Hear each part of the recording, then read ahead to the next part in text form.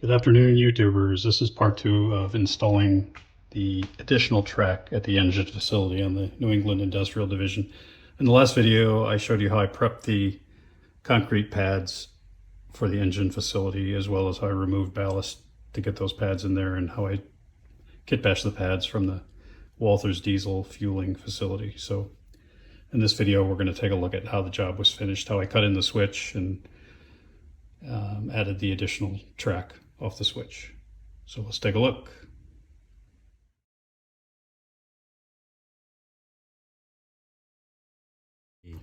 Got to line the track up and spike it down. The nice thing is once you clear away the ballast, you can butt this right up against the edges of the ties, or the sleepers as they say in the UK.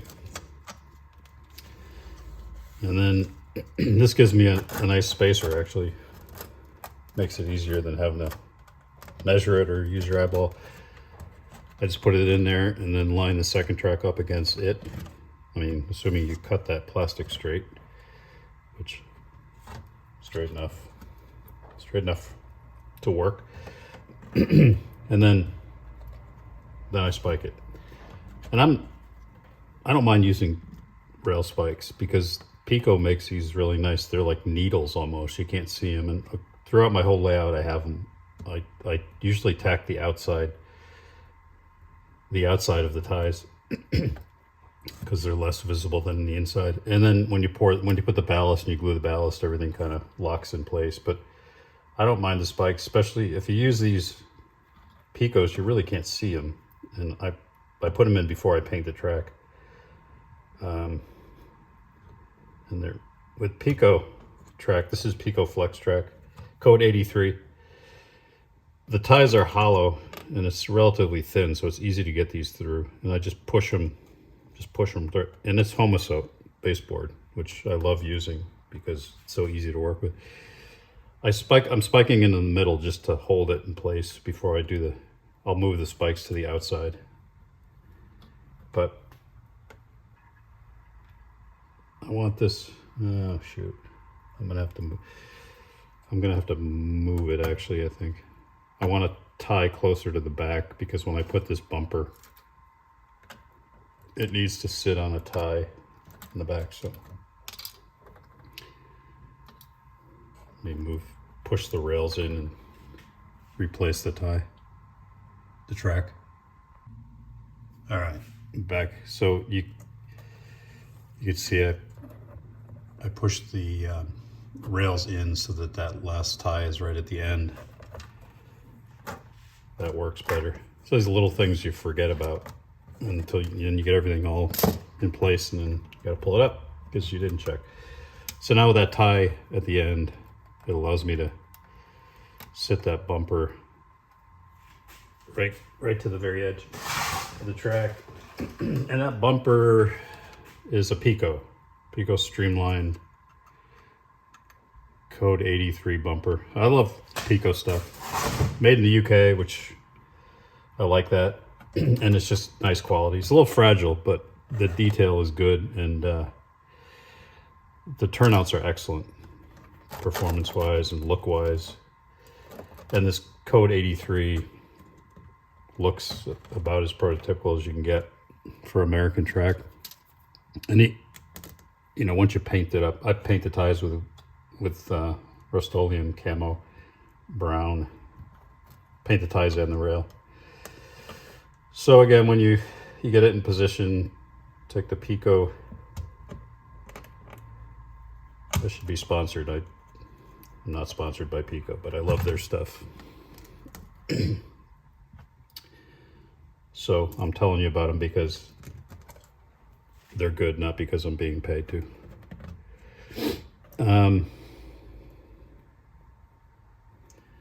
Once I get it in the general orientation, which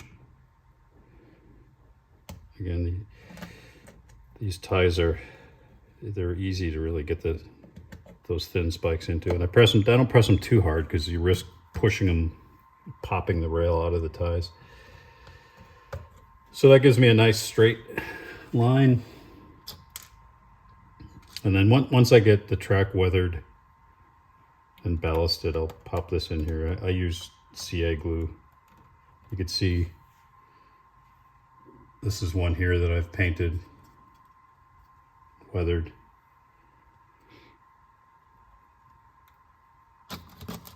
And then this one will go here. I'm not sure how, I'm probably going to CA glue these down to the Homosoap. So what'll happen next? We're going to move to the switch, and I've got to cut the switch in and then connect this flex track to the switch. So we'll take a look at that.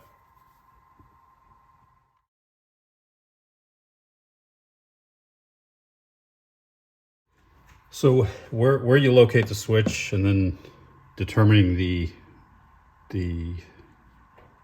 degrees of curvature, I do by actually using a switch.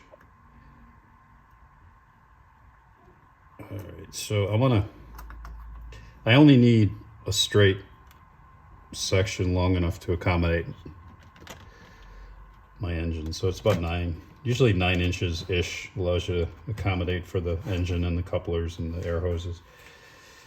So really just need that much of a straight section. So not much. So I'm going to hold one engine. Give you a little better view, sorry. So the straight section is enough to accommodate the engine and the coupler. So we get about 9 inches. Actually, I'll tell you specifically.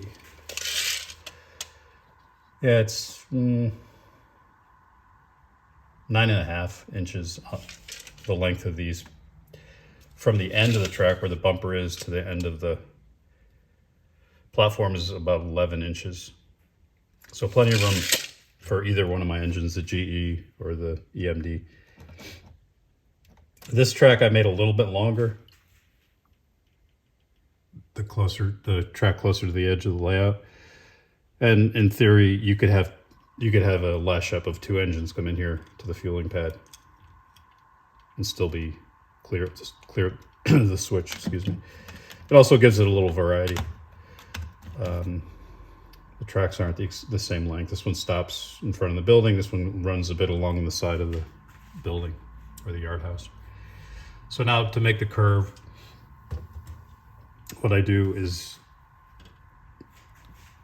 you determine where you want to put the switch. Well, one is how much real estate you have. So this track here coming off the yard is where I can put the switch. So where I want to put that switch is really contingent upon 2 things. Is you have to have enough clearance away from this switch, of course, and then you want to have enough of a gradual curve going into that engine track that it's realistic, one, and operationally it doesn't do weird things to your engines. So what I do is I like to keep my curve no more than what's in this number 6 Pico switch. So you can use that as a template, actually. If you flip this one upside down, this is a left-handed switch. And I just put the rails up against each other and I try to emulate that curve. That gives me roughly the curvature I want and where I would place that switch. And then again, look at how close it is to the switch that it's coming off of so that it's far enough away. I could probably get away with right about there. So that curve looks nice, I think. And that places that switch right about there. So a little bit of distance in. And step back. You can see it's a nice gradual curve. It'll look nicer once, obviously, I cut off that end and you just see this curve going into the switch itself.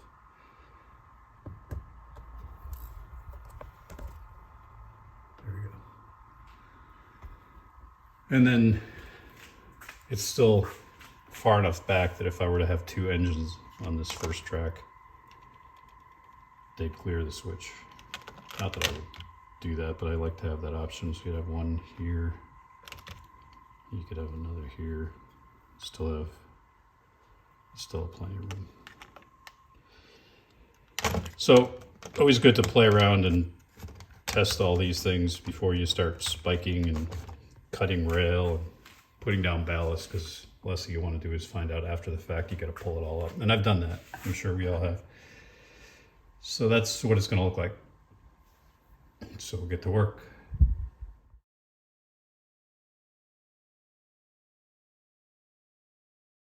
Cutting a turnout into a piece of existing track without pulling up the whole track is always a challenge. So what I've done, and I'm going to do it here. Unfortunately, I've destroyed a Pico switch, a couple of them actually, and this is a piece of rail from a switch. So it's the exact length of this switch. So this becomes a nice guide rather than trying to put the whole switch on there to measure how much I need to cut out. I just put that piece of rail there and I know exactly how much I need to cut out. So you got to do it on both sides, cut the rail very carefully. And I got to decide, there's a lot of ways you can do it. You can do the snippers, but that tends to kind of make the rail pop and it can dislodge the rail from the ties.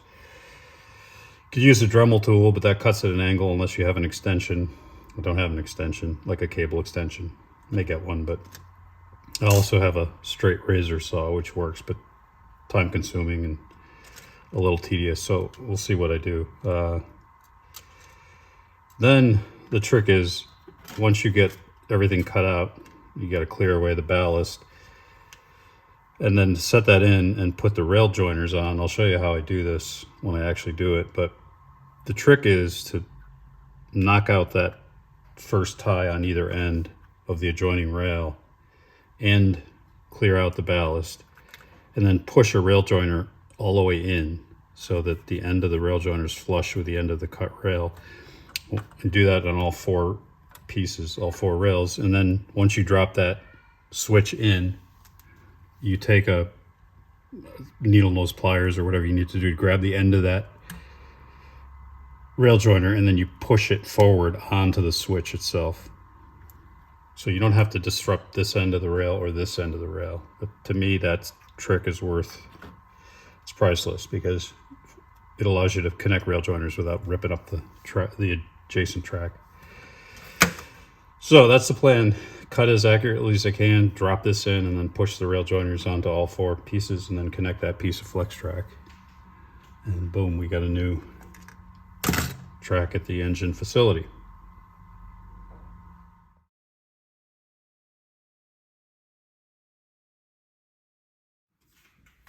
Okay, here's what I did to cut the track.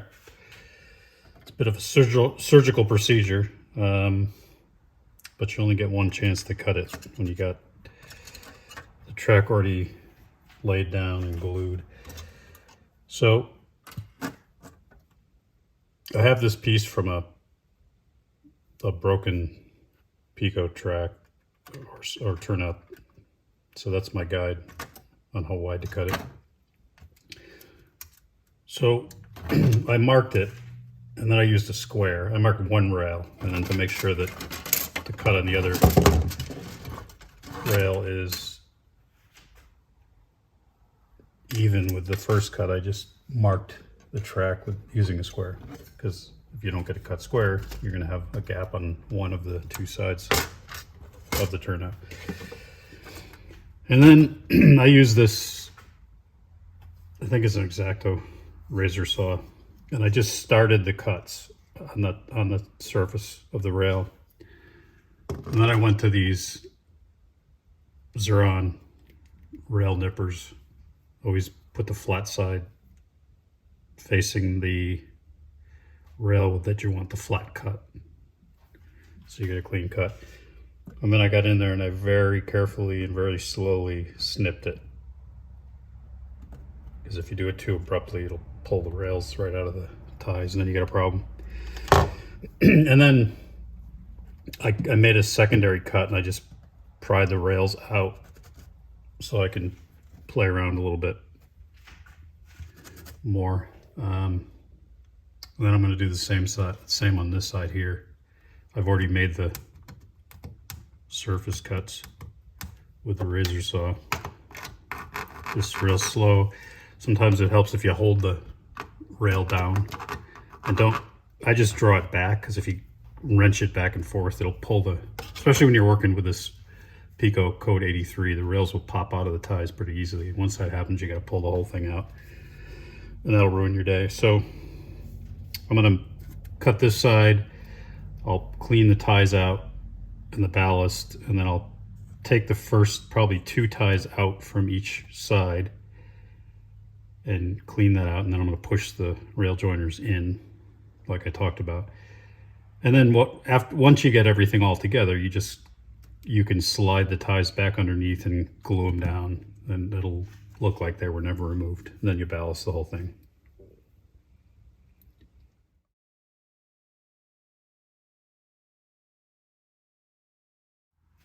All right, so I got those cut. And again, always cut with if you're using these Zeron, make sure that there's 2 sides to the cutting blades. You want the flat side facing the side that you want to have a flat cut, because the other side will have kind of a V cut to it. So I cut it that way as opposed to that way. So let's extract the rail, make sure it is definitely cut all the way through. And this I used I think, yeah, it was Elmer's glue and water when I glued down this ballast. It's always a little disheartening to rip up work that you've done and spent time on and weathered it. There are spikes in this rail, and it would be smart if I pulled them out. Just make the whole thing easier. And you never know, you save that rail, you could use it somewhere else. And I'm looking for the spikes. See, they're so small that you can barely see them. There's one right there. And once they're painted, when I spray paint the rails, I do it after I've spiked them, so the spikes get hidden. These are those Pico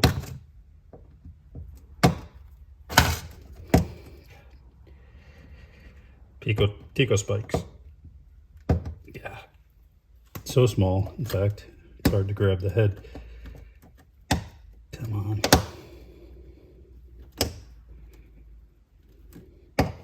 You know what?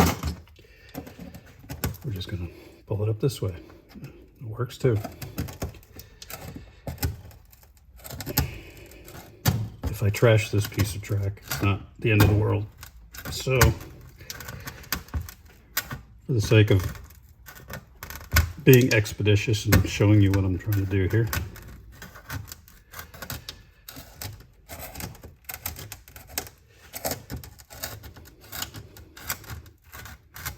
so we've got spikes and we've got glue and ballast kind of holding everything together. So you got to work through that.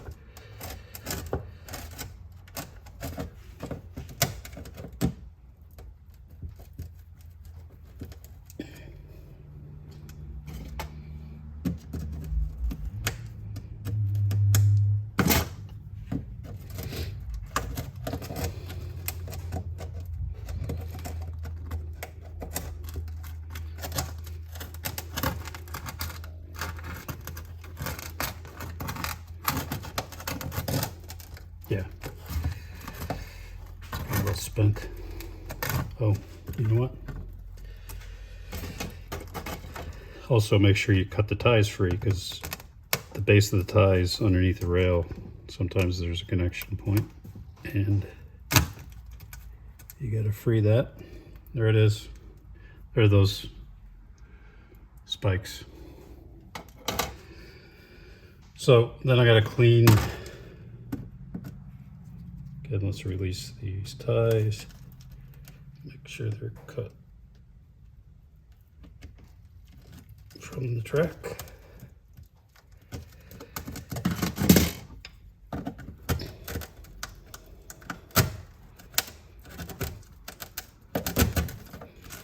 All right, so now I just got to scrape all this clean, vacuum it up, and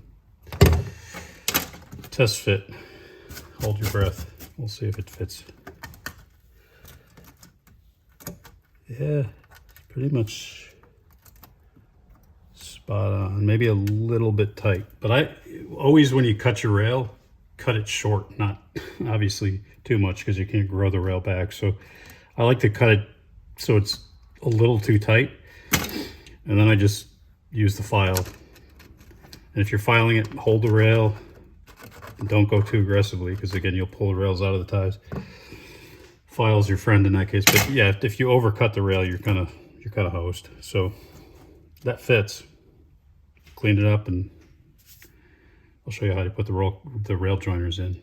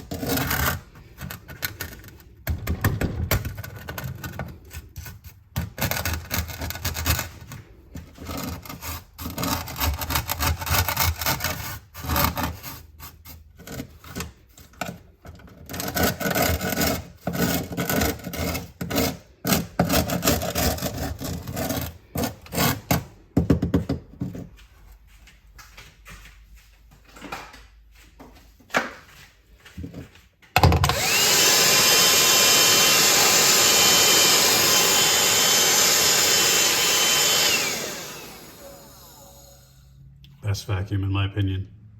Cordless, lithium, Black & Decker, nothing fancy. Actually got that at a thrift store for like $9.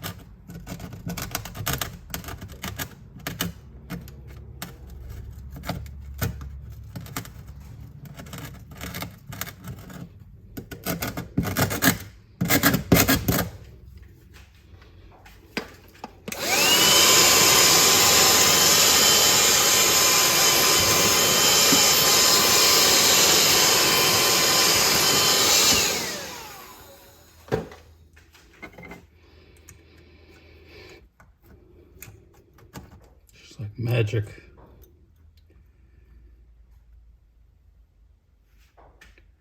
Measure thrice, cut once.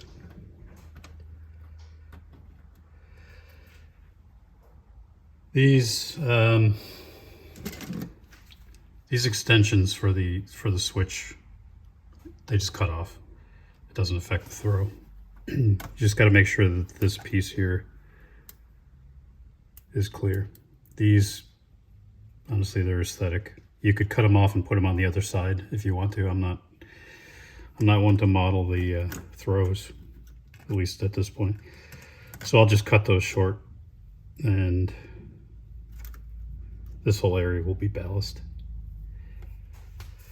All right, so we'll get to the rail joiners.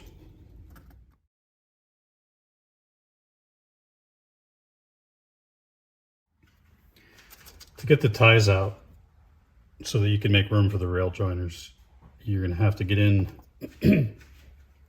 Usually have to take at least two ties out to give you enough room to push a rail joiner. So you got to kind of come in underneath, and be careful you don't push that rail up out of the ties, and cut that piece of plastic underneath that's connecting ties. I go from one side and then I go in and I hit the other side. And I do that on both. And then it cuts these first two ties free. And just get the only thing holding it in there now is the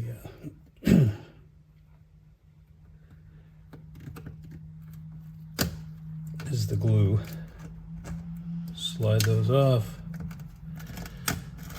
Boom. So now you got room to push those rail joiners all the way in so that they're out of the way when you drop that track in there, and then you're going to push them in so that they connect the rails.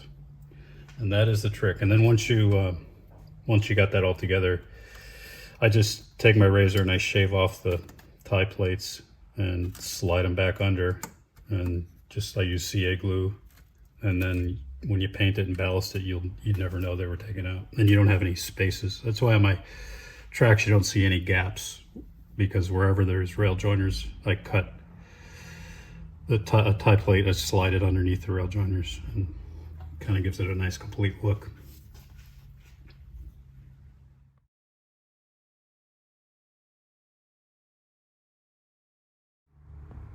All right, so there's the switch all connected.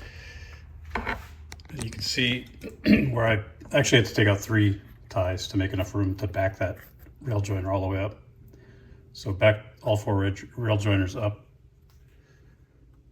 and then dropped in the switch and then carefully pushed them forward so that they're evenly spaced across the joint.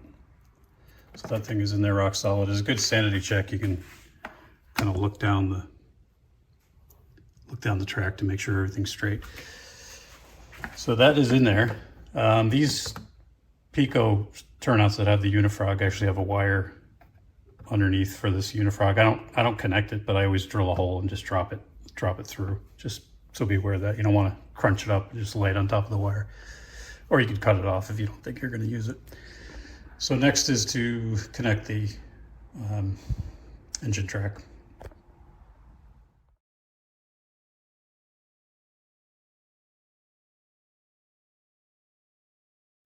Okay, so that is the finished, well, roughly finished product. I think it came out nice. The tracks are nice and even, good gradual curve. Switch is laid in. I've filled the gaps where I joined the tracks with ties, so you can't see the gaps. It'll all be painted in the same way that these ties and sides of the rails are painted, and then I'll weather with pigments in the ballast once it's ballasted. These steel plates will be painted and weathered, rusted. The concrete will be darkened and weathered, and then we'll do all the fine tuning around it. And there'll be a fence, a continuation of this, which is Alchem brand chain link fence, and I'm going to show you that in a separate video, and I'm going to surround the whole area with that fence, including a gate that opens and closes. So that is what it looks like. Tracks are offset.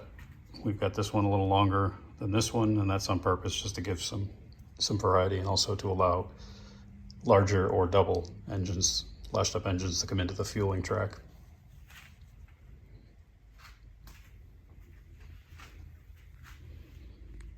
So once we get it all detailed, I'll show you what that looks like in a separate post, but for now let's see if it actually works, and we're testing this real time.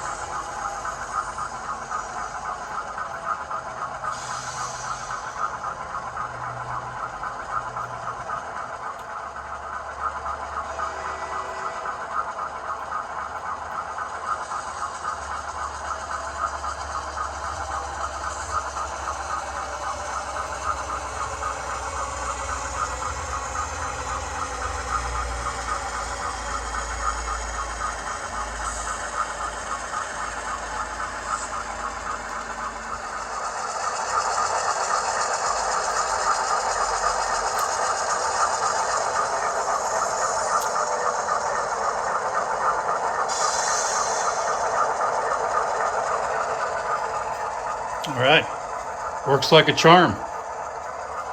Hope you enjoyed it, and stay tuned for the detailing. Please like and subscribe.